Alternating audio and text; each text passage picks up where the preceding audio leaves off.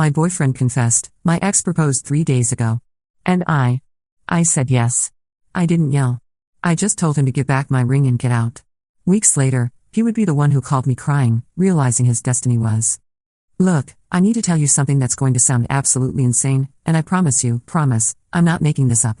3 months ago, my boyfriend of 2 years looked me dead in the eye and said, my ex proposed 3 days ago. And I said yes. Just like that. Like he was telling me he'd picked up milk from the store. I didn't scream. I didn't throw anything. I just sat there on our couch that we'd spent 6 weekends hunting for at every furniture store in the city, and felt something cold settle in my chest like I'd swallowed ice water. Then I held out my hand and said, give me back my ring. And get out. You know what the really twisted part is? I was eerily calm about it. Like some part of me had been waiting for this exact moment my entire life, just sitting there in the back of my mind, preparing. Maybe that should have scared me more than it did. But here's where it gets interesting, and why I'm telling you this story. 3 weeks later, he would be the one calling me at 2 a.m, sobbing so hard I could barely understand him, begging me to take him back. Because his destiny, his word, not mine, had turned into something straight out of a psychological thriller. And somehow, I became the one person who could save him from it. Let me back up. My name's Sarah, I'm 26, and up until that conversation, I thought I had my life figured out. Marcus and I had been talking about marriage for months. We'd even looked at apartments together, picked out paint colors for the bedroom. I'd started following wedding Pinterest boards like some kind of deranged magpie, collecting ideas for a future that felt solid and real.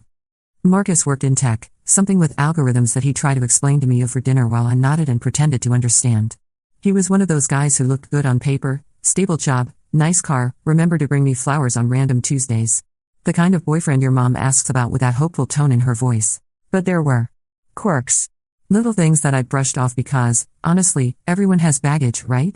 He never wanted to talk about his ex, Rebecca. Not in the normal it didn't work out way, but in this tense, almost panicked way that made his jaw clench whenever her name came up. He changed the subject so fast it gave me whiplash. Once, I jokingly asked if she was some kind of criminal or something, and he'd gone dead silent for like 10 minutes. Just stared at his plate like it held the secrets of the universe. When I pressed him about it, he'd laughed it off, but it was this hollow, brutal sound that made my skin crawl. I should have paid attention to that laugh. It was a warning. The night he told me about the proposal, we'd just finished watching some romantic comedy I'd picked. You know, one of those perfectly predictable movies where the guy realizes he's been an idiot and runs through an airport to win back the girl. I was curled up against his shoulder, feeling content and sleepy, when he shifted and said he needed to tell me something important. I figured he was going to suggest we finally book that weekend trip to the mountains we'd been talking about. Maybe surprise me with concert tickets. Normal boyfriend stuff. Instead, he sat up straight, ran his hands through his hair, this nervous habit he had when he was stressed, and delivered that bomb about Rebecca's proposal. She said she's been thinking about us since we broke up, he continued, his voice getting steadier like he was gaining confidence in his decision. She said she never stopped loving me, and she thinks we're meant to be together. She was so passionate about it. So sure. I remember thinking, passionate. What a word choice. Like Rebecca was some kind of romantic heroine instead of a woman who'd apparently been pining for my boyfriend while I was planning our future. When did you break up? I asked, surprised by how normal my voice sounded. 2 years ago.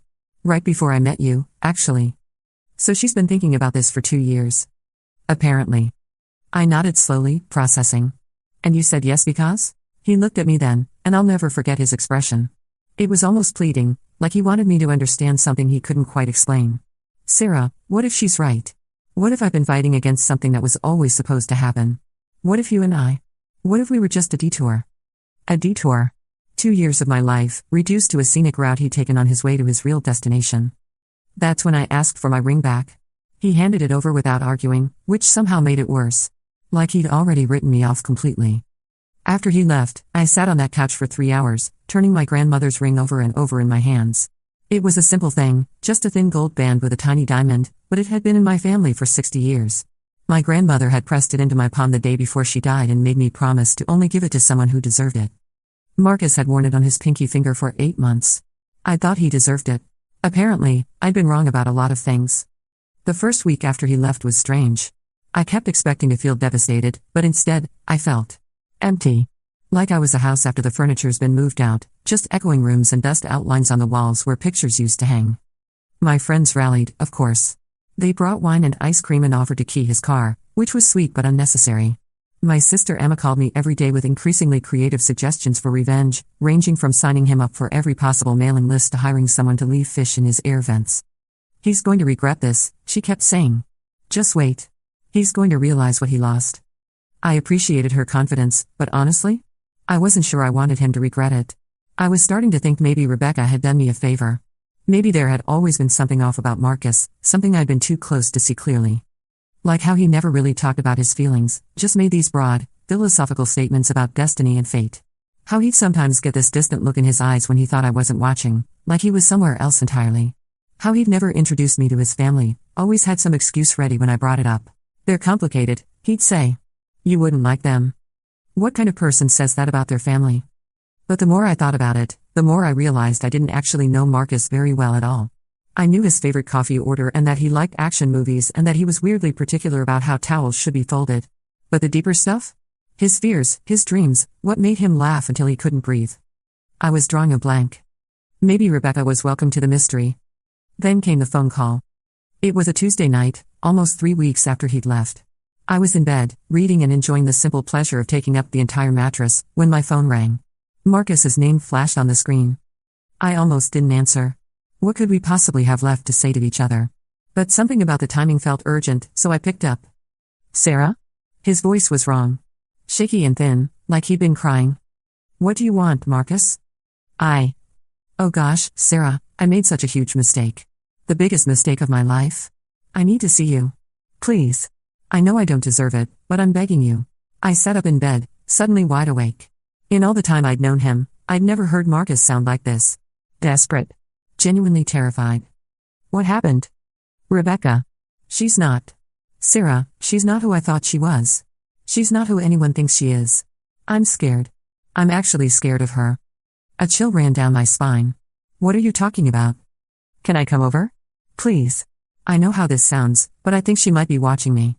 I think she's been watching me for a long time. And now that we're engaged, she's showing me who she really is, and the line went dead. I stared at my phone, heart hammering. Part of me wanted to roll my eyes, assume this was some elaborate manipulation to win me back. But the fear in his voice had sounded real. Raw. Against my better judgment, I called him back. It went straight to voicemail. I tried 3 more times over the next 10 minutes. Nothing. That's when I started to worry. I didn't sleep that night. I kept thinking about the terror in Marcus's voice, the way he'd said Rebecca wasn't who anyone thought she was. What did that even mean? By morning, I'd convinced myself I was being ridiculous. Marcus was probably fine. He'd probably just been having second thoughts about his engagement and was looking for a dramatic way to get my attention. Classic manipulation tactic, right? But then I didn't hear from him for 3 days. Look, I know what you're thinking. Why did I care? The man had dumped me for his ex-girlfriend. I should have been celebrating his apparent misery, not worrying about it. But here's the thing about loving someone for 2 years, you don't just stop caring about their well-being because they break your heart. It's annoying and inconvenient and makes you question your own sanity, but there it is. So on Friday afternoon, I did something I never thought I'd do. I drove to his apartment. His car was in the parking lot, which was a relief. At least he wasn't dead in a ditch somewhere. I knocked on his door and waited. When it opened, I barely recognized him. Marcus had always been particular about his appearance. Hair styled just right, clothes pressed, clean-shaven. The man who answered the door looked like he'd been living in a cave for a month. His hair was greasy and unkempt, he had stubble creeping toward an actual beard, and his clothes looked like he'd been sleeping in them. But it was his eyes that really scared me. They were wide and darting, constantly moving like he was expecting an attack from any direction. Sarah. He breathed my name like a prayer. You came. You look terrible. Can you come in? Please. I can't talk about this in the hallway. I hesitated. This felt like stepping into a trap, but he looked so genuinely frightened that my instincts overrode my common sense. His apartment was a disaster. Takeout containers everywhere, curtains drawn tight, empty energy drink cans covering every surface. It smelled like anxiety and forgotten laundry. Marcus, what happened to you? He locked the door behind me, 3 different locks, I noticed, and gestured for me to sit on the couch. The same couch where he'd broken up with me a month ago. I need to tell you about Rebecca, he said, settling into the chair across from me but perching on the edge like he might need to run at any moment. About who she really is. Okay. He took a shaky breath. We dated for 6 months, 2 years ago. She was intense. Really intense. Passionate, like I told you. But toward the end, she started getting possessive. Jealous of my friends, my coworkers, anyone who took up time that she thought belonged to her. This wasn't exactly shocking news. Lots of people had possessive exes. She wanted to know where I was every minute of every day, he continued. Started showing up at my office unexpected. At the gym. At my friends' houses when I was hanging out with them. Always had some excuse. She was in the neighborhood, she wanted to surprise me, she forgot to tell me something important. That's concerning. I tried to talk to her about boundaries, but she'd just get upset and say I didn't love her as much as she loved me. She'd cry and ask why I didn't want to spend time with her. Made me feel like I was the problem for wanting space. I nodded, starting to get a picture of where this was going. So I broke up with her. It was horrible. She screamed at me for 2 hours, said I was making the biggest mistake of my life, that we were meant to be together and I was too stupid to see it. She said she'd prove it to me someday. Marcus ran his hands through his greasy hair. After that, she'd call me drunk sometimes. Late at night. Just crying and asking me to take her back. I'd block her number, but she'd get a new phone. Or use her friends' phones. It went on for months. Did you ever think about getting a restraining order? I should have. But she never actually threatened me, you know? And part of me felt bad for her. I thought if I just ignored her long enough, she'd move on. But she didn't. No. She didn't. He looked at me with haunted eyes. Sarah, I think she's been watching me this entire time. Following me? Learning about my life. About us. The temperature in the room seemed to drop 10 degrees. What do you mean? When she proposed to me 3 weeks ago, she knew things. Things about you that I'd never told her. She knew what you looked like, where you worked, what kind of car you drove. She knew about the ring you gave me, your grandmother's ring. She described it perfectly. My blood went cold. How could she possibly know about the ring? That's what I asked her. She just smiled and said she'd been keeping track of my happiness. Said she wanted to make sure I was truly ready to come home to her. Come home to her. Her exact words. Marcus stood up and started pacing, that nervous energy radiating off him in waves. But here's the really creepy part. After we got engaged, she started telling me things about myself that even I didn't remember. Like this scar on my knee from when I was 7, I barely remember getting it, but she knew exactly how it happened. She knew about this recurring nightmare I had as a kid that I'd never told anyone about. I felt like I was listening to the setup for a horror movie. Marcus, that's not possible unless she'd been researching me for years. Talking to people from my past. Maybe even my family. He stopped pacing and looked at me. Sarah, I think she might have been planning this for a lot longer than 2 years. I should have left then. Should have told him to call the police and walked out of that apartment and his life forever. But something about his story was ringing true in a way that terrified me. There's more, he said, reading my expression. More? The day after we got engaged, she moved into my apartment. Just showed up with suitcases while I was at work and made herself at home. Said since we were going to be married, there was no point in maintaining 2 places. You didn't agree to that? I didn't even know she was planning it. I came home and she was in my kitchen, making dinner, acting like she'd lived there forever.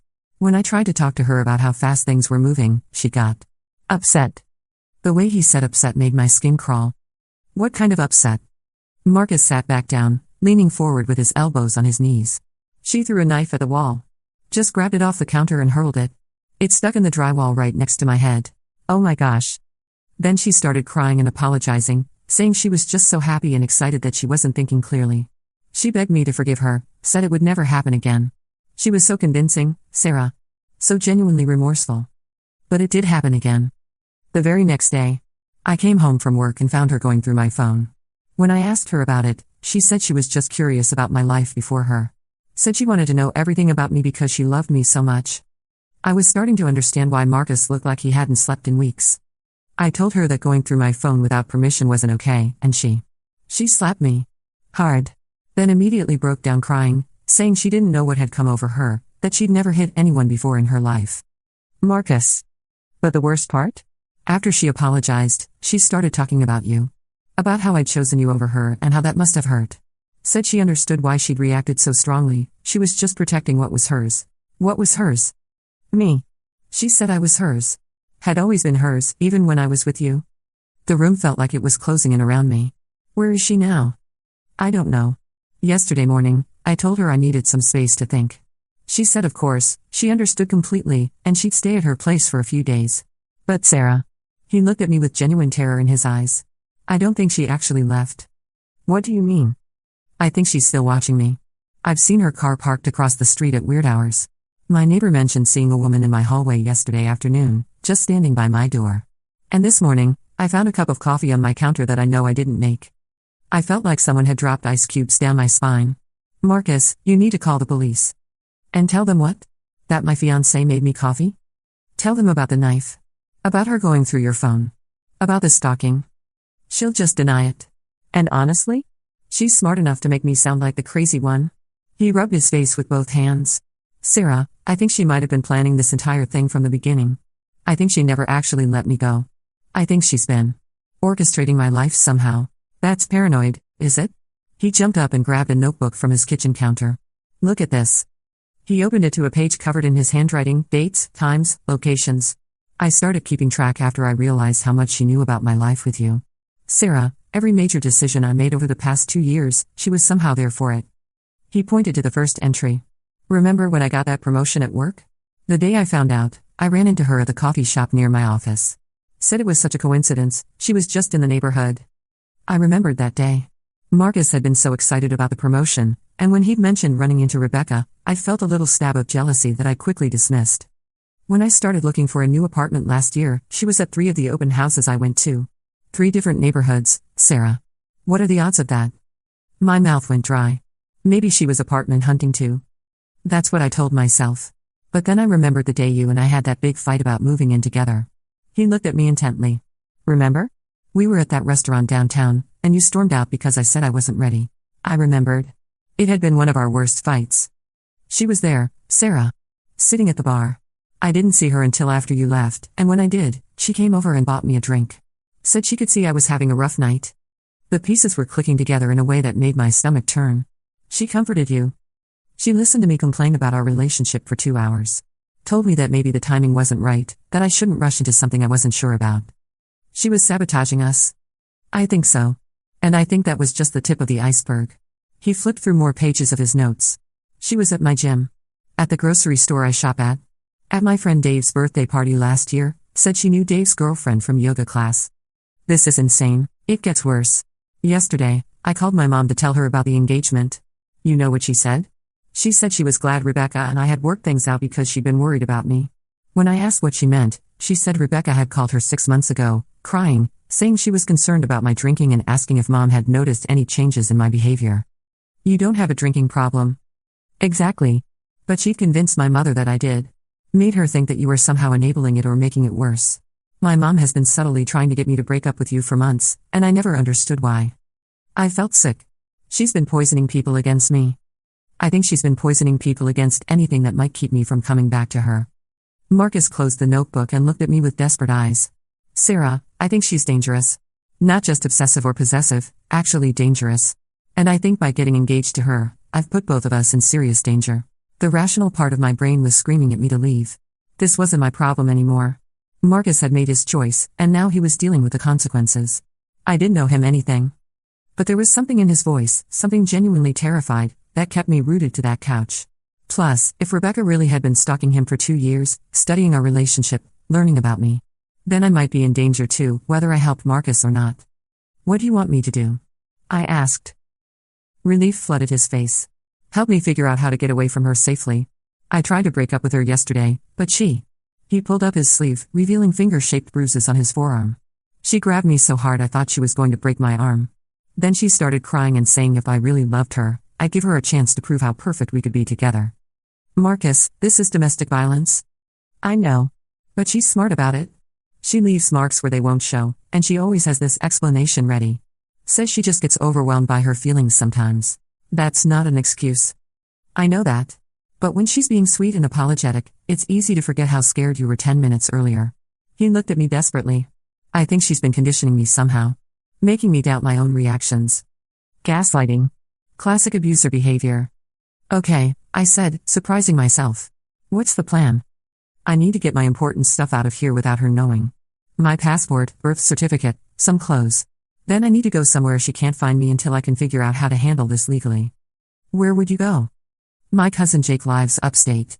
She doesn't know about him, he's on my dad's side, and she seems to have focused her research on my mom's family. It was a solid plan, actually. Simple and practical. When do you want to do this? Tonight, if possible. I don't think I can spend another night in this apartment knowing she might come back at any time. I checked my watch. It was almost 5 o'clock. All right. But we do this smart. No phones, she might be tracking yours somehow. We pack fast and light.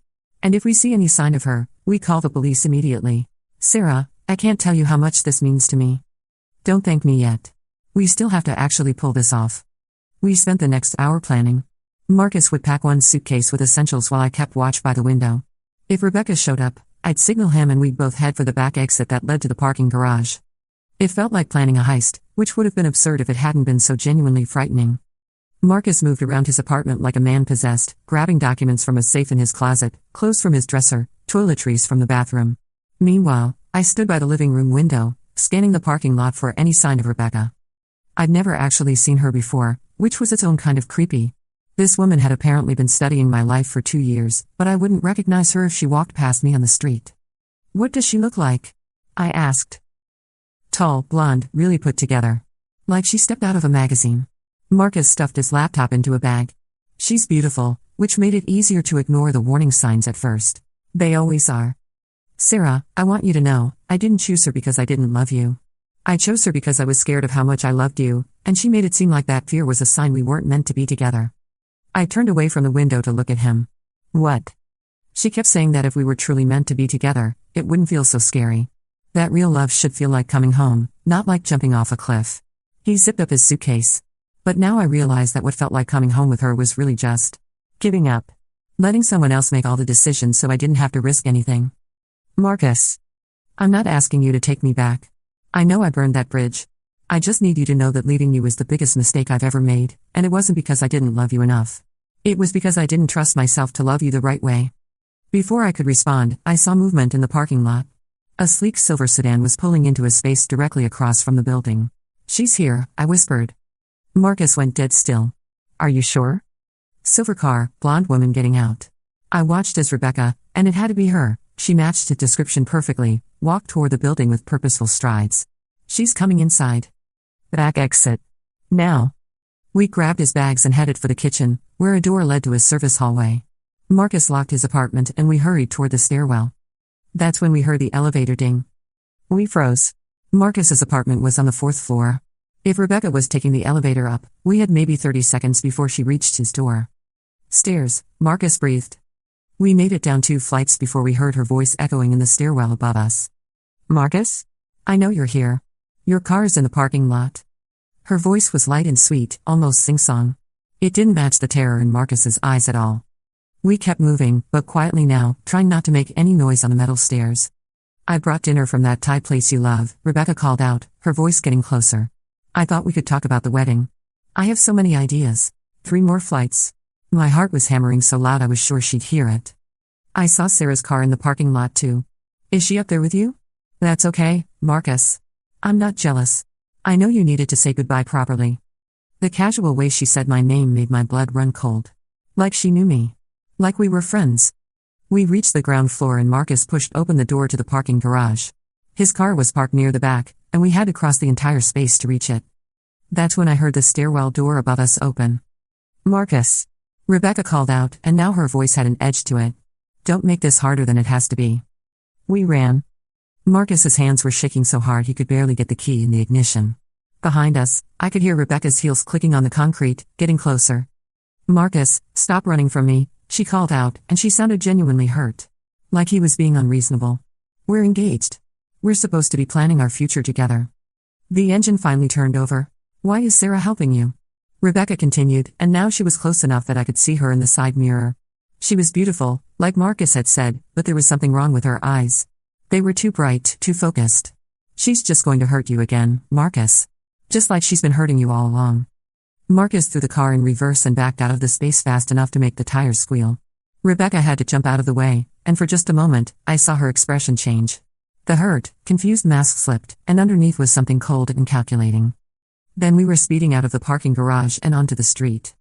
Neither of us spoke for the first 10 minutes. Marcus drove aimlessly through the city while we both tried to process what had just happened. She knew you were there, I finally said. Yeah. She knew your car. She probably saw us leave together. Yeah. Marcus, she's not going to just let this go. He pulled over in the parking lot of a 24-hour diner and turned off the engine. We sat in silence for a moment, both of us trying to figure out what came next. I need to disappear for a while, he said finally. Go stay with Jake, like we planned. But Sarah, I'm worried about you now too. She doesn't have any reason to come after me. We're not together anymore. Aren't we? I looked at him, this man I'd loved for 2 years, who'd broken my heart and then dragged me into his nightmare. I don't know. She thinks we are. That's what matters. He turned to face me. Sarah, I think you should disappear too. At least for a while. I can't just abandon my life because your psychotic ex is having a meltdown. She's been stalking you for 2 years. She knows where you live, where you work, probably where you buy your groceries. If she thinks you're the reason I'm pulling away from her. The implications hung in the air between us like a toxic cloud. This is insane, I muttered. I know. But we're already in it now. The question is, what are we going to do about it? We ended up driving to my apartment so I could pack a bag. The plan was simple, we'd both leave town for a week or 2 while Marcus consulted with a lawyer about getting a restraining order. It wasn't perfect, but it was better than sitting around waiting for Rebecca to escalate. My apartment looked exactly the same as when I'd left that morning, but somehow it felt different. Violated. Like someone had been there, even though nothing was out of place. I'm being paranoid, I told myself as I threw clothes into a duffel bag. But then I went into my bedroom and found a single white rose on my pillow. I called Marcus from the hallway outside my apartment. My hands were shaking so hard I could barely dial. She was in my apartment, I whispered when he answered. What? There's a rose on my bed. White rose. I never bought a white rose. Silence on the other end of the line. Marcus? I'm coming back up. Don't go back inside. He found me sitting on the floor in the hallway, staring at my apartment door like it might explode. The rational part of my brain kept insisting there had to be another explanation. Maybe the landlord had let someone in for repairs. Maybe I'd forgotten about buying the rose. But I knew better. Deep in my gut, I knew Rebecca had been in my home. Did you lock the door when you left this morning? Marcus asked. Yes. Always. Any sign of forced entry? I showed him my key ring. Everything looks normal. She probably picked the lock. Or she has a key somehow. The thought of Rebecca having a key to my apartment made me feel sick. We can't stay here, Marcus said. I know. We need to call the police. And tell them what? That someone left me a flower? He was quiet for a moment, thinking. Breaking and entering. That's a real crime with real evidence. Is it though? There's no proof she was the one who left it. And for all we know, my landlord has been showing the apartment to potential renters or something. Even as I said it, I didn't believe it. The rose had been placed deliberately, carefully, right in the center of my pillow. It was a message. I know where you sleep. Sarah, we have to get out of here. Now. I need to get some things first. No. Whatever you need, we'll buy new. I'm not letting you go back in there. I wanted to argue, but the truth was, I didn't want to go back inside either. The thought of touching that rose, of being in a space where Rebecca had stood and breathed and planned whatever she was planning, made my skin crawl. Okay, I said. Let's go. We drove to a motel on the outskirts of town.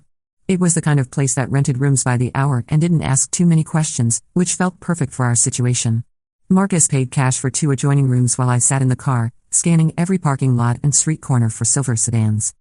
The rooms were exactly as depressing as you'd expect, but they felt safe. Anonymous. Like we could disappear into the faded floral wallpaper and terrible lighting until Rebecca gave up and moved on to someone else. This is temporary, Marcus said as we settled into the room we designated as our headquarters. Just until we figure out our next move. What is our next move? I don't know. At least he was honest. I called my sister from the motel phone. Rebecca might be tracking our cell phones somehow, and I was done underestimating her capabilities. Emma, I need you to do something for me, and I need you to not ask any questions. That's not ominous at all. I'm serious. I need you to drive by my apartment building and see if there's a silver sedan in the parking lot. If there is, don't get out of your car. Just drive away and call me back. Sarah, what's going on? I can't explain right now. Please just do this for me. She called back 20 minutes later. There's a silver car in the parking lot, and there's a blonde woman sitting in it. She's just sitting there, staring at your building. How long has she been there? I don't know, but she looks settled in. Like she's planning to wait a while. I thanked Emma and hung up, then turned to Marcus. She's watching my apartment. Of course she is. He was sitting on the edge of the bed, head in his hands. This is all my fault. I brought this crazy person into your life. Actually, I think she brought herself into my life a long time ago. You were just the excuse. We spent the rest of the evening trying to figure out our options. None of them were particularly appealing. We could go to the police, but what crime had Rebecca actually committed? Breaking into my apartment was illegal, but we couldn't prove she'd done it. Following Marcus around wasn't technically stalking unless she was making threats. And the really twisted part? From the outside, it probably looked like she was just a devoted girlfriend trying to work things out with her fiancé. She's been playing this game for 2 years, I said. She's probably thought through every possible scenario. Maybe. But she's also getting desperate now. Desperate people make mistakes. Or they escalate. Marcus looked at me with haunted eyes. What do you think she'll do next? I didn't want to answer that question. But I'd been thinking about it all evening, and the possibilities were keeping me wide awake despite how exhausted I felt. I think she's going to try to eliminate what she sees as a problem, I said finally. Me? No. Me. I was right, but not in the way I expected. The next morning, Marcus's phone started ringing at 6 a.m. Unknown number. Don't answer it, I said, but he was already reaching for it. Marcus? Rebecca's voice was crystal clear through the speaker. I know you're scared, but we need to talk. I have something that belongs to Sarah. My blood went cold. What does she have? Marcus mouthed the question to her. Tell her to look at her email, Rebecca said sweetly. I grabbed my laptop and opened my email account. The most recent message was from an address I didn't recognize, but the subject line made my stomach drop. Let's make a deal. The email contained a single photo attachment. It was my cat, Whiskers. She was sitting in what looked like a cage, and she looked terrified. You took my cat? I grabbed the phone from Marcus. You kidnapped my cat? Oh, Sarah. I'm so glad you're there. I was hoping we could have a little chat. Rebecca's voice was cheerful, like she was calling to invite me to brunch. Whiskers is such a sweet little thing. She's been keeping me company while I wait for you and Marcus to come to your senses. If you hurt her, why would I hurt her? I love animals. Almost as much as I love Marcus. I was shaking with rage. Taking Marcus was one thing, he'd gotten himself into this mess by agreeing to marry her. But Whiskers was innocent. She was just a 12-year-old tabby cat who liked tuna treats and sleeping in sunbeams. What do you want? I managed to ask. I want to meet with you. Just the two of us. Woman to woman. I think there's been some misunderstanding about the situation, and I'd like to clear the air. Where? There's a coffee shop called Luna's on 5th Street. Do you know it? I knew it. It was busy, public, lots of witnesses. If Rebecca was planning to hurt me, she wouldn't do it there. When? How about noon? That gives you time to make yourself presentable. The casual insult stung, which was probably the point. Fine. Noon. But I want proof that Whiskers is okay. Of course. I'll send you another photo in an hour. And Sarah. Come alone. If I see Marcus anywhere near that coffee shop, your little friend is going to have a very bad day. The line went dead. I stared at the phone, mind racing. This was obviously a trap, but what choice did I have? Rebecca had my cat. You're not going, Marcus said immediately. She has Whiskers. It's a trap. I know it's a trap. But I can't just let her hurt an innocent animal because I'm too scared to face her. Sarah, she's dangerous. She threw a knife at me, remember? In a public coffee shop, surrounded by witnesses? I don't think so. I was already getting dressed. She wants to talk, we'll talk. Then I'm coming with you. She specifically said to come alone. I don't care what she said. Marcus. I turned to face him. She has my cat? The cat I've had since college, who sleeps on my bed every night and follows me around the apartment like a dog. If there's even a chance that meeting with her will get Whiskers back safely, I have to take it. And if it's a chance for her to hurt you? Then at least I'll have tried. I grabbed my keys. Look, I'll be in a public place. I'll keep my phone on. If I'm not back by 2 o'clock, call the police. Sarah, this is my choice, Marcus. You made yours 3 weeks ago when you decided to trust her. Now I'm making mine. Luna's coffee was exactly as busy as I'd hoped. The lunch rush was in full swing, and every table was occupied. I spotted Rebecca immediately. She was sitting in a corner booth, looking like she'd stepped out of a fashion magazine. Perfectly styled blonde hair, flawless makeup, expensive-looking dress. She smiled and waved when she saw me, like we were old friends meeting for lunch. Sarah. You look. She paused, taking in my jeans and sweater. Well, you look like you've been under a lot of stress. That's understandable. I sat down across from her, trying to project more confidence than I felt. Where's my cat? She's safe. I promise. Rebecca pulled out her phone and showed me a new photo. Whiskers was in the same cage, but she had food and water bowls now. I would never hurt an innocent animal. I'm not a monster. You broke into my apartment and kidnapped my pet. I borrowed your key from Marcus's apartment and rescued your cat from what could become a very dangerous situation. She smiled sweetly. I was protecting her. The casual way she admitted to having a copy of my key made my blood run cold. What do you want? I asked. I want you to understand something important. Rebecca leaned forward, her expression becoming more serious. Marcus belongs with me. He always has. What happened between you two was just a detour, a necessary part of his journey back to where he's supposed to be. That's not your decision to make. Isn't it though? I mean, look at the facts, Sarah. I knew Marcus first. I loved him first. I never stopped loving him, even when he was confused and thought he wanted something else. She gestured dismissively. What you had with him was just a placeholder relationship. A way for him to kill time until he was ready to come home. You manipulated him into leaving me. I opened his eyes to what he really wanted. Rebecca's smile never wavered. Marcus is a follower, not a leader. He needs someone strong to guide him, to make the hard decisions. You were never going to be that person for him. Because you sabotaged our relationship at every turn. I protected him from making a mistake that would have ruined both your lives. The sheer audacity of it was breathtaking. She'd stalked us for 2 years, manipulated Marcus's family and friends, and broken into my home, and she was framing it all as some kind of humanitarian intervention. You're delusional, I said. Am I? Rebecca pulled the tablet out of her purse and set it on the table between us. Let me show you something. She swiped through what looked like a digital scrapbook. Photos of Marcus and me at restaurants, walking down the street, sitting in his car. Hundreds of photos, taken from a distance with a telephoto lens. I've been documenting your relationship from the beginning, she said casually. It's fascinating, really. You can actually see the moments when Marcus started to realize you weren't right for each other. She stopped on a photo of us having dinner. I remember the night, we'd had a fight about something trivial, and Marcus had looked frustrated and distant. See? Even then, he knew. Rebecca swiped to another photo, this one of me crying in my car after a particularly bad argument. You made him miserable, Sarah. Look at his body language in these pictures. He's pulling away from you in almost every single one. You were manipulating the situation. Of course we were having problems, you were sabotaging us. I was simply being available when he needed someone who understood him. Another swipe revealed a photo of Marcus and Rebecca at a bar, the night I'd stormed out of the restaurant, when she'd coincidentally been there to comfort him. I never lied to him or told him what to do. I just listened and offered support. You told his mother he had a drinking problem. I expressed concern about some behaviors I'd noticed. That's what people do when they care about someone. It was like arguing with a funhouse mirror version of reality. Every terrible thing she'd done had been twisted into an act of love or protection. What do you want from me? I asked again. I want you to disappear. She said it so matter-of-factly that for a moment I thought I'd misheard her. Excuse me? Leave town. Start over somewhere else. Marcus needs to heal from the confusion and pain your relationship caused him, and he can't do that with you hovering around the edges of his life. I'm not hovering. He came to me for help. Because you conditioned him to see you as a safety net. It's unhealthy for both of you. Rebecca leaned back in her chair. I'm offering you a clean break. A chance to find someone who actually deserves you instead of settling for someone who chose another woman over you. And if I refuse? Her smile turned cold.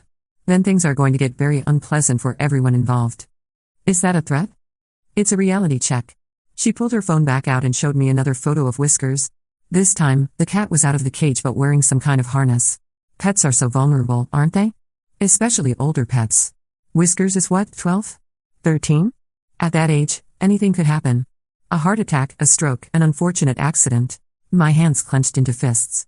You psychotic piece of language, Sarah. We're in public. Rebecca's voice stayed perfectly sweet. I'm not threatening anyone. I'm simply pointing out that life is unpredictable. Bad things happen to good people every day. What makes you think Marcus will stay with you if you hurt my cat? Oh, he'll never know I had anything to do with it. As far as he'll know, you left town to start fresh and decided to take Whiskers to a nice farm upstate where she could run free. Rebecca's eyes glittered with malicious amusement. Such a sad story. But these things happen when people don't make smart choices. I sat there staring at this woman, this perfectly put together, articulate, reasonable-sounding woman, and realized I was looking at someone completely detached from reality. In her mind, she was the heroine of this story. Marcus was the prize she'd rightfully won, and I was the obstacle standing in the way of their destined happiness. Nothing I could say or do was going to change that delusion. How long? I asked. How long what? How long do I have to decide? Oh, you've already decided. You're a smart woman, Sarah. You know there's only one choice that keeps everyone safe. She stood up gracefully, leaving money on the table for her untouched coffee. Whiskers will be returned to your apartment this evening, after you've had time to pack. I'd suggest leaving tonight, but tomorrow morning at the latest. And Marcus? Marcus will be devastated, of course. But I'll be there to help him through it. We'll probably elope somewhere romantic while he heals from the heartbreak. By the time we get back, he'll understand that this was all for the best. She was talking about my life like it was a movie plot she was directing. Rebecca, I said as she started to walk away. What happens when Marcus realizes what you really are? She paused and looked back at me with genuine confusion. What do you mean? When he figures out that you're not his devoted girlfriend, you're his stalker. When he realizes you've been manipulating him for years. What happens then? That's never going to happen, she said simply. Because I'm perfect for him. I know exactly what he needs, exactly how to make him happy. Why would he ever want anything else? And that's when I understood. She wasn't just manipulative or possessive. She was genuinely convinced that her obsession with Marcus was love, and that love justified anything she did in service of it.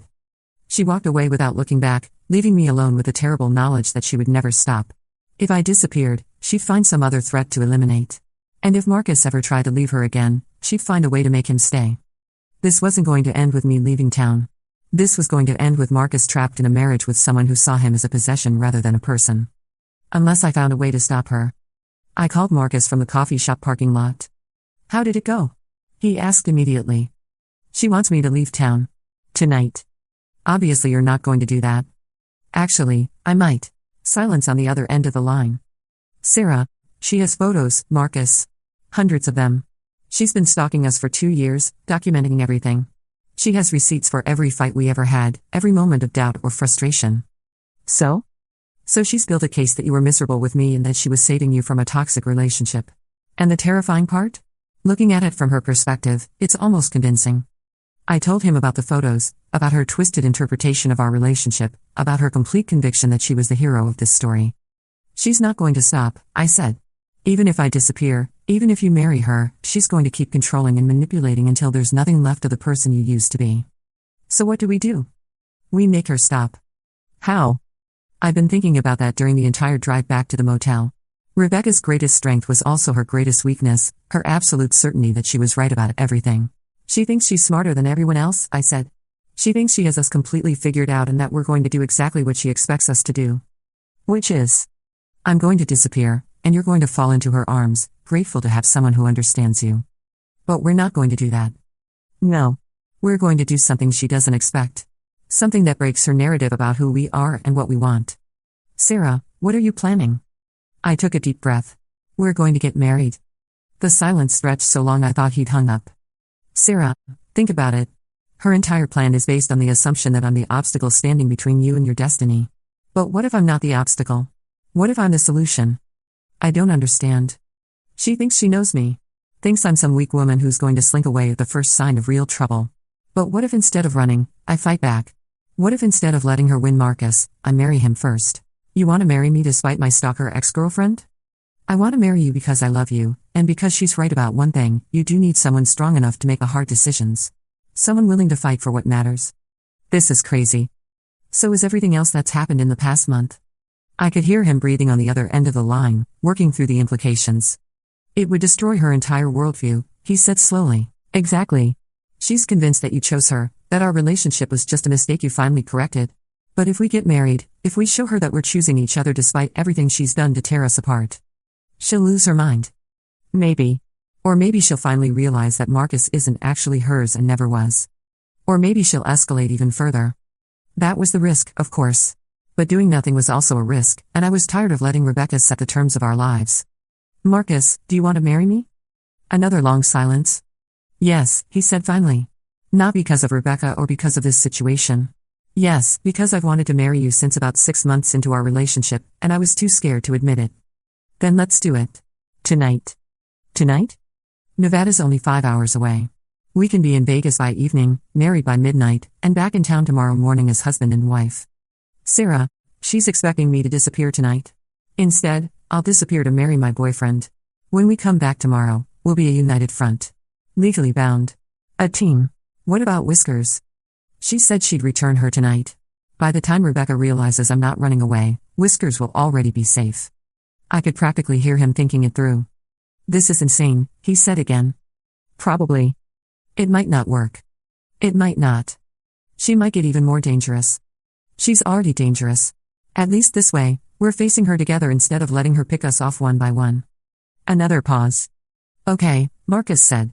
Let's get married. We drove to Vegas that afternoon in Marcus's car, taking back roads and paying cash for gas to avoid leaving a digital trail. I kept expecting Rebecca to call or text, but my phone stayed silent. She's probably watching my apartment, waiting for me to come home and pack, I said as we crossed into Nevada. Or she's already figured out what we're doing and is planning her next move. Either way, we're committed now. The Vegas wedding chapel we chose was exactly as tacky as you'd expect: plastic flowers, an Elvis impersonator who doubled as the officiant, and a photographer who looked like he'd rather be anywhere else.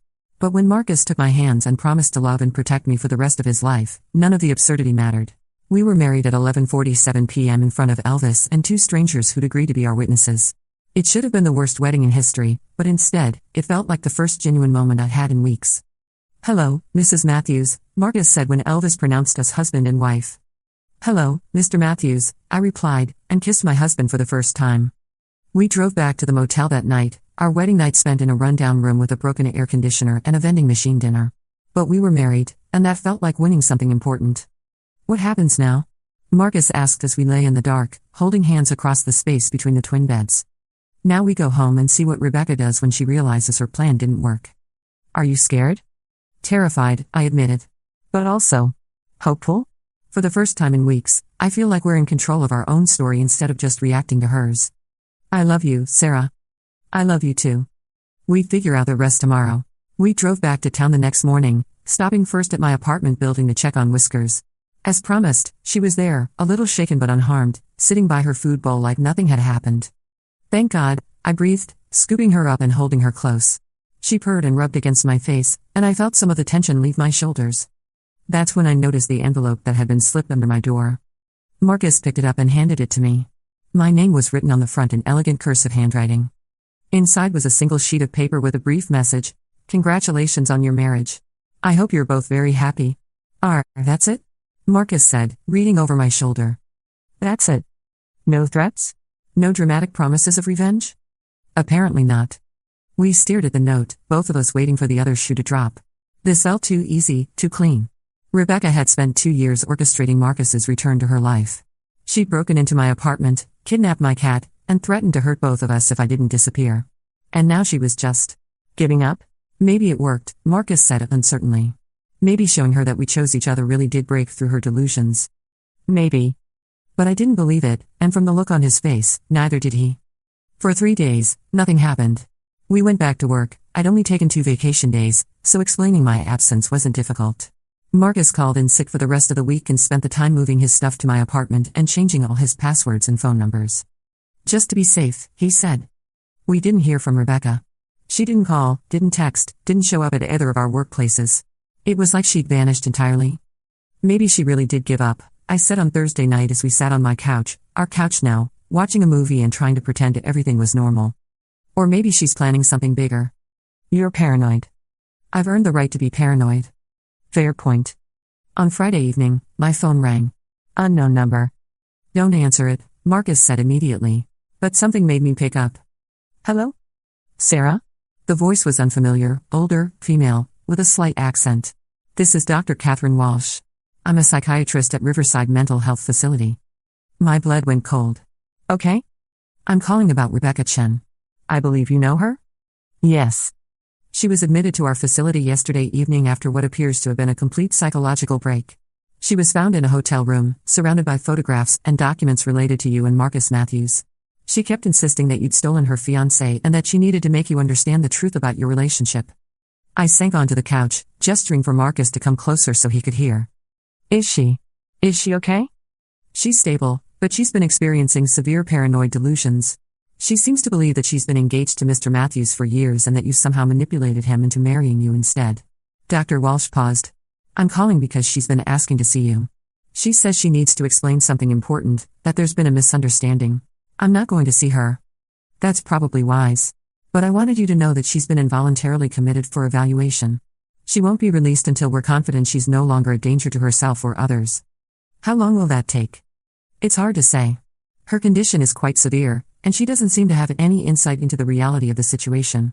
It could be weeks or months before she's ready for discharge." I thanked Dr. Walsh and hung up, then turned to Marcus. "She's in a psychiatric hospital." "I heard. It's over. It's over." We held each other on that couch for a long time, both of us crying with relief and exhaustion and the simple joy of being safe. Rebecca was released from Riverside 6 weeks later with a diagnosis of erotomania, a type of delusional disorder where the patient becomes convinced that someone is in love with them, usually someone of higher status who they've had little or no actual contact with. According to Dr. Walsh, who called to inform us of Rebecca's release, she'd been transferred to a halfway house in another state where she'd receive ongoing treatment and supervision. She was forbidden from contacting either Marcus or me, and any attempt to do so would result in immediate rehospitalization. She's made significant progress, Dr. Walsh assured me. She seems to understand now that her relationship with Mr. Matthews was not what she believed it to be. She's expressed remorse for her actions and a desire to rebuild her life somewhere else. And you believe her? Mental health recovery isn't a straight line, Mrs. Matthews. But I'm cautiously optimistic that with continued treatment and medication, Rebecca can learn to live a healthy, independent life. I hoped she was right. Marcus and I had our real wedding 6 months later. Nothing fancy, just our families and closest friends in my parents' backyard, with my grandmother's ring back on my finger where it belonged. Emma was my maid of honor, and she spent the entire ceremony grinning like she'd personally orchestrated our happy ending. I always knew you two would work it out, she said during her toast. I just didn't expect it to involve quite so much drama. If only she knew. We never told our families the full story of what happened with Rebecca. As far as they know, Marcus had a brief engagement with an ex that didn't work out, and then he realized he wanted to be with me. It's not exactly a lie, just an extremely simplified version of the truth. The real truth is something we carry between us, this shared knowledge of how close we came to losing everything, and how sometimes fighting for love means doing things that feel crazy to everyone else. I still think about Rebecca sometimes. Wonder if she's really getting better, or if she's just gotten better at hiding her delusions. Wonder if there's some other man out there who she's decided is her destiny, some other woman whose life she's studying and planning to disrupt. But mostly, I try not to think about her at all. Because the thing about surviving something like this is that you realize how precious ordinary life actually is. Making coffee in the morning while Marcus showers. Arguing about what to watch on Netflix. Falling asleep next to someone who chose you not because of some twisted destiny or cosmic plan, but because you make each other laugh and you're building something real together. Rebecca was right about one thing, Marcus is a follower, not a leader. But she was wrong about what that meant. He doesn't need someone to control him or make all his decisions. He needs someone to remind him that his own choices matter, that his own feelings are valid, that he's stronger than he thinks he is. And I need someone who sees me as more than just an obstacle to overcome or a prize to be won. Someone who trusts me enough to ask for help when he's scared, and who loves me enough to fight for our relationship even when it would be easier to give up. Turns out we're pretty good at being a team. The last I heard about Rebecca was 8 months after her release. Dr. Walsh called to let us know that she'd violated the terms of her supervised release by attempting to contact an old college boyfriend who is now married with children. She'd been rehospitalized and would likely remain in long-term care. I'm sorry, Dr. Walsh said. I know you were hoping she'd made a full recovery. We all were, I replied. After I hung up, Marcus found me sitting on our couch, a new couch that we'd picked out together, in an apartment that Rebecca had never been inside. You okay? He asked. Yeah. Just sad for her, I guess. She's never going to have what we have because she doesn't understand what it actually is. What do you mean? She thinks love is about possession and control and destiny. But it's not. It's about choice. Every day, we choose each other. That's what makes it real. Marcus sat down beside me and took my hand, the one with my grandmother's ring, worn smooth by 60 years of love and commitment and daily choosing. I choose you, he said. I choose you too. And that, more than any dramatic confrontation or legal victory, felt like the real ending to Rebecca's story. Not with her defeat, but with our triumph. Not with her punishment, but with our joy. Sometimes the best revenge really is living well. Epilogue. It's been 2 years since that phone call about Rebecca's rehospitalization, and our life has settled into something beautifully ordinary. Marcus got a promotion at work. We adopted a second cat, a kitten named Milo who torments poor Whiskers but also keeps her young. We bought a house with a real backyard and started talking about kids. Every now and then, I catch myself scanning parking lots for silver sedans, or feeling uneasy when Marcus is late coming home from work. But those moments are getting rarer, and when they happen, I remind myself that fear is just another kind of choice. I can choose to live in the shadow of what might happen, or I can choose to embrace what is happening. I choose joy. I choose trust. I choose love. And Marcus chooses me right back, every single day. That's our real love story, not the dramatic confrontation with a dangerous woman, but the quiet daily decision to build something beautiful together despite everything that tried to tear us apart. Rebecca thought she was writing our story, but in the end, we wrote it ourselves. And we lived happily ever after.